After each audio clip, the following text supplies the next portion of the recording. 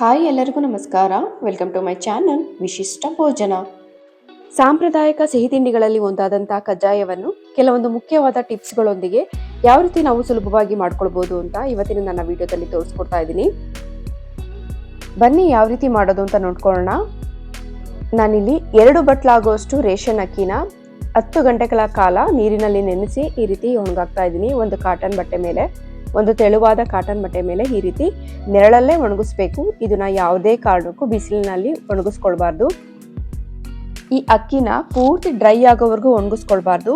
ಈ ಅಕ್ಕಿಲಿ ಸ್ವಲ್ಪ ತೇವಾಂಶ ಇರಬೇಕು. ನೋಡಿ, ಕೈಯಲ್ಲಿ ಸ್ವಲ್ಪ ಅಂಟಬೇಕು, ಆ ರೀತಿ ತೇವಾಂಶ ಇರಬೇಕು. ಆಗ್ಲೇನೆ ಕಜ್ಜಾಯ ಚೆನ್ನಾಗಿ ಬರೋದು. ತುಂಬ ಡ್ರೈ ಆಗಿಬಿಟ್ರೆ ಕಜ್ಜಾಯ ಯಾವುದೇ ಕಾರಣಕ್ಕೂ ಚೆನ್ನಾಗಿ ಬರೋದಿಲ್ಲ.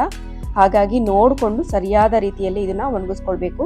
ನೀವು ನೋಡ್ತಾ ಇದ್ದೀರಲ್ಲ ಈ ವಿಡಿಯೋದಲ್ಲಿ, ಈ ರೀತಿ ಸ್ವಲ್ಪ ಕೈಗೆ ಅಂಟೋ ಥರನೇ ಇರಬೇಕು.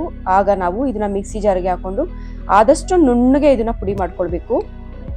ನೋಡಿ, ಆದಷ್ಟು ನುಣ್ಣಗೆ ಪುಡಿ ಮಾಡ್ಕೊಳ್ಬೇಕು. ರಫ್ ಆಗಿ ಇದನ್ನ ಪುಡಿ ಮಾಡ್ಕೊಳ್ರೆ ಕಜ್ಜಾಯ ತುಂಬ ಗಟ್ಟಿ ಆಗ್ತವೆ. ಸೊ ಆದಷ್ಟು ನೈಸಿಗೆ ಮೈದಾ ಯಾವ ರೀತಿ ಇರುತ್ತೋ ಆ ರೀತಿ ಆದಷ್ಟು ನೈಸಿಗೆ ಇದನ್ನ ಪುಡಿ ಮಾಡ್ಕೊಳ್ಬೇಕು. ಪುಡಿ ಮಾಡ್ಕೊಂಡಾದ್ಮೇಲೆ ಇದರಲ್ಲಿ ಯಾವುದೇ ರೀತಿಯಾದಂತಹ ಗಂಟುಗಳು ಇಲ್ಲದೆ ಇರೋ ಹಾಗೆ ಅಕ್ಕಿ ಸ್ವಲ್ಪ ತರಿಯಾಗಿರುತ್ತಲ್ಲ, ಅದನ್ನೆಲ್ಲ ನಾವು ಈ ರೀತಿ ಫಿಲ್ಟ್ರ್ ಮಾಡಿ ತೆಗೆದು ಬಿಡಬೇಕು. ಆವಾಗ ನಮಗೆ ನೈಸ್ ಪೌಡರ್ ಸಿಗುತ್ತೆ. ನೋಡಿ, ಈ ರೀತಿ ಎಲ್ಲನೂ ನಾನು ಫಿಲ್ಟ್ರ್ ಮಾಡ್ಕೊಂಡಿದ್ದೀನಿ. ಇವಾಗ ನಾವು ಈ ಹಿಟ್ಟಲ್ಲಿರುವಂಥ ತೇವಾಂಶ ಡ್ರೈ ಆಗದೆ ಇರೋ ಹಾಗೆ ಈ ರೀತಿ ಚೆನ್ನಾಗಿ ನೀಟಾಗಿ ಪ್ರೆಸ್ ಮಾಡಿ ಒಂದು ತಟ್ಟೆನ ಮುಚ್ಚಿಟ್ಟು ಎತ್ತಿಟ್ಕೊಳ್ಳೋಣ. ಇವಾಗ ಪಾಕ ರೆಡಿ ಮಾಡ್ಕೊಳ್ಳೋಣ.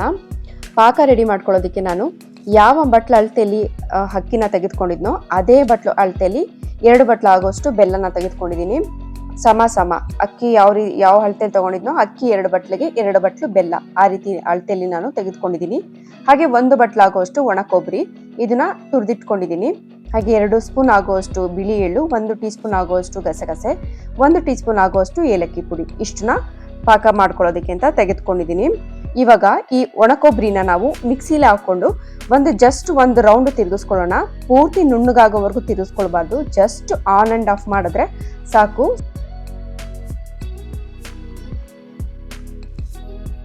ನೋಡಿ, ಆಗಿದೆ. ಈಗ ಇಷ್ಟು ಪುಡಿ ಮಾಡಿಕೊಂಡ್ರೆ ಸಾಕು. ಇವಾಗ ಪಾಕ ರೆಡಿ ಮಾಡ್ಕೊಳ್ಳೋಣ. ಪಾಕ ರೆಡಿ ಮಾಡ್ಕೊಳ್ಳೋದಕ್ಕೆ ನಾವು ದಪ್ಪ ತಳ ಇರುವಂಥ ಒಂದು ಪಾತ್ರೆನ ತೆಗೆದುಕೊಂಡಿದ್ದೀನಿ. ಇಲ್ಲಿ ಬೆಲ್ಲನ ಹಾಕೊಳ್ತಾ ಇದ್ದೀನಿ ನಾನು. ಬೆಲ್ಲ ಹಾಕೊಂಡು ನಾವು ಟೀ ಕುಡಿಯೋ ಗ್ಲಾಸಲ್ಲಿ 1 ಗ್ಲಾಸ್ ಆಗುವಷ್ಟು ನೀರನ್ನು ಹಾಕೊಳ್ತಾ ಇದ್ದೀನಿ. ನೀರನ್ನು ಕೂಡ ಜಾಸ್ತಿ ಹಾಕೊಳ್ಬಾರ್ದು. ನಾವು ಟೀ ಕುಡಿತೀವಲ್ಲ ಆ ಗ್ಲಾಸಲ್ಲಿ 1 ಗ್ಲಾಸ್ ಹಾಕೊಂಡ್ರೆ ಸಾಕಾಗುತ್ತೆ. ಇವಾಗ ಈ ಬೆಲ್ಲನ ನೀಟಾಗಿ ಕರಗಿಸ್ಕೊಳ್ಳೋಣ. ಮಧ್ಯ ಈ ರೀತಿ ತಿರುಗಿಸ್ಕೊಂಡು ನೀಟಾಗಿ ಬೆಲ್ಲನ ಕರಗಿಸ್ಕೊಳ್ಳೋಣ.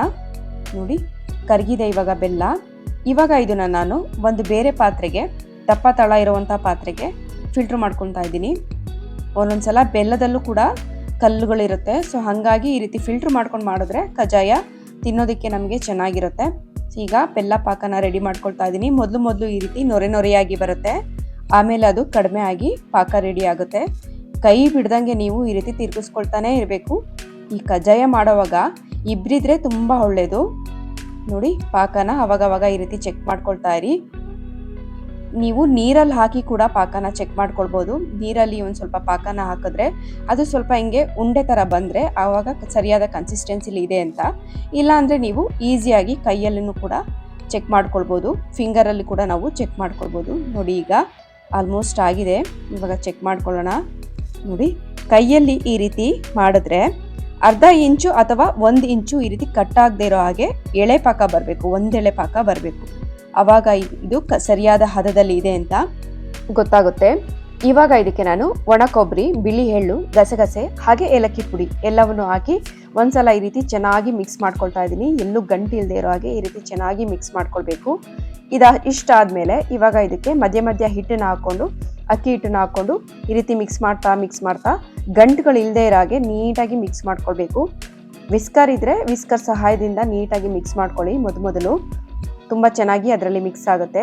ನೋಡಿ, ಮಧ್ಯ ಈ ರೀತಿ ಹಿಟ್ಟನ್ನು ಹಾಕ್ಕೊಂಡು ಹದನ ನೋಡಿಕೊಂಡು ನೀವು ಹಿಟ್ಟನ್ನು ಸೇರಿಸ್ಕೊಳ್ಬೇಕು. ಎಲ್ಲ ಹಿಟ್ಟನ್ನು ಹಾಕ್ಕೊಳ್ಬೇಕು ಅಂತ ಏನಿಲ್ಲ. ಇದು ಎಷ್ಟು ಬೇಕೋ ಇದಕ್ಕೆ ಆ ರೀತಿ ಗಟ್ಟಿ ನಾವು ಕನ್ಸಿಸ್ಟೆನ್ಸಿ ನೋಡಿಕೊಂಡು ಹಿಟ್ಟನ್ನು ಹಾಕ್ಕೊಂಡು ಈ ರೀತಿ ಗಂಟು ಇಲ್ಲದೆ ಇರೋ ಹಾಗೆ, ಕೈ ಬಿಡದೇ ಇರೋ ಹಾಗೆ ಈ ರೀತಿ ತಿರುಗಿಸ್ಕೊಳ್ತಾನೆ ಇರಬೇಕು. ಈ ಕಜ್ಜಾಯ ಮಾಡೋದಕ್ಕೆ ಇಬ್ಬರಿದ್ರೆ ತುಂಬ ಒಳ್ಳೆಯದು. ಒಬ್ಬರು ಕೈಲಾದರೆ ಹದ ಕೆಟ್ಟೋಗ್ಬಿಡುತ್ತೆ. ಕೈ ಬಿಡೋ ಹಾಗಿಲ್ಲ. ನಾವು ಇದನ್ನು ಒಂದು ಸ್ವಲ್ಪ ಕೂಡ 1 ಸೆಕೆಂಡ್ ಕೂಡ ಕೈ ಬಿಡೋ ಹಾಗಿಲ್ಲ. ಆ ರೀತಿ ತಿರುಗಿಸ್ಕೊಳ್ಬೇಕು. ನೋಡಿ ಆಗಿದೆ ಆಲ್ಮೋಸ್ಟು. ಈ ಸ್ಟೇಜಲ್ಲಿ ನಾನು ಒಂದು 2 ಟೀ ಸ್ಪೂನ್ ಆಗೋಷ್ಟು ತುಪ್ಪನ ಹಾಕ್ಕೊಳ್ತಾ ಇದ್ದೀನಿ. ಯಾವುದೇ ಸ್ವೀಟ್ಗಾಗಲಿ ಸ್ವಲ್ಪ ತುಪ್ಪ ಬಿದ್ರೇ ಅದು ಸ್ವೀಟು ಟೇಸ್ಟು ಎನ್ಹಾನ್ಸ್ ಆಗೋದು. ಸೊ ಆಗಿದೆ ಈಗ ಆಲ್ಮೋಸ್ಟ್ ನೋಡಿ ಆಗ್ತಾ ಇದೆ. ಈಗ ಒಬ್ಬರು ಕೈಲಾದರೆ ಇದು ಖಂಡಿತ ಆಗೋದಿಲ್ಲ, ಹದ ಕೆಟ್ಟೋಗ್ಬಿಡುತ್ತೆ. ಯಾರಾದರೂ ಒಬ್ಬರು ಹಿಟ್ಟು ಹಾಕ್ತಾ ಇದ್ರೆ ಒಬ್ಬರು ಈ ರೀತಿ ತಿರುಗಿಸ್ಕೊಳ್ತಾ ಇದ್ರೆ ಬೇಗ ಆಗುತ್ತೆ. ನೋಡಿ ಆಗ್ತಾ ಇದೆ ಈಗ. ನೋಡಿ ಈ ಹದಕ್ಕೆ ನೀವು ಹಿಟ್ಟನ್ನು ಹಾಕ್ಕೊಳ್ಬೇಕು. ಎಲ್ಲ ಹಿಟ್ಟನ್ನು ಹಾಕ್ಕೊಳ್ಬೇಕು ಅಂತ ಏನೂ ಇಲ್ಲ. ಈ ಹದ ನೋಡಿಕೊಂಡು ನೀವು ಹಿಟ್ಟನ್ನು ಸೇರಿಸ್ಕೊಳ್ಬೇಕು. ನೋಡಿ ಈ ರೀತಿ ಮೇಲಿಂದ ಈ ಥರ ಬಿಟ್ಟರೆ ಅದು ಈ ಕನ್ಸಿಸ್ಟೆನ್ಸಿಲಿ ಬೀಳಬೇಕು, ನಿಧಾನವಾಗಿ ಈ ರೀತಿ ಬೀಳಬೇಕು. ಫ್ಲೋಯಿಂಗ್ ಕನ್ಸಿಸ್ಟೆನ್ಸಿನೂ ಕೂಡ ಇರಬಾರ್ದು, ತುಂಬ ಗಟ್ಟಿಯಾಗೂ ಕೂಡ ಇರಬಾರ್ದು. ಆಗಿದೆ ಈಗ. ಇವಾಗ ಇದನ್ನ ಒಂದು ಬೇರೆ ಪಾತ್ರೆಗೆ ಹಾಕೊಳ್ಳೋಣ. ಅದೇ ಪಾತ್ರೆಯಲ್ಲಿ ಬಿಡೋದಕ್ಕೆ ಹೋಗ್ಬೇಡಿ, ಒಂದು ಬೇರೆ ಪಾತ್ರೆಗೆ ಹಾಕ್ಕೊಂಡು ಇದನ್ನು ನಾನು ಒಂದು 24 ಅವರ್ಸ್ ಇದನ್ನು ಹಾಗೆ ಬಿಟ್ಬಿಡ್ತೀನಿ. ಈ ಪಾಕ ಚೆನ್ನಾಗಿ ಸೆಟ್ ಆಗಬೇಕು. ತಕ್ಷಣ ನಾವು ಕಜ್ಜಾಯನ ಮಾಡೋದಕ್ಕಾಗಲ್ಲ, ಇದು ಚೆನ್ನಾಗಿ ಹೊಂದ್ಕೋಬೇಕು. ಇವಾಗ ಇದು ಇಷ್ಟು ತೆಳುವಾಗಿದೆ, ಆಮೇಲೆ ಇದು ಒಂದು 24 ಅವರ್ಸ್ ಆದಮೇಲೆ ಇದು ಗಟ್ಟಿಯಾಗುತ್ತೆ, ಸರಿಯಾದ ಹದಕ್ಕೆ ಬರುತ್ತೆ. ಸೊ ಹಾಗಾಗಿ ಇದನ್ನು ಒಂದು ಪ್ಲೇಟ್ನ ಮುಚ್ಚಿಟ್ಟು ಒಂದು 24 ಅವರ್ಸ್ ಇದನ್ನು ಎತ್ತಿಟ್ಬಿಡೋಣ.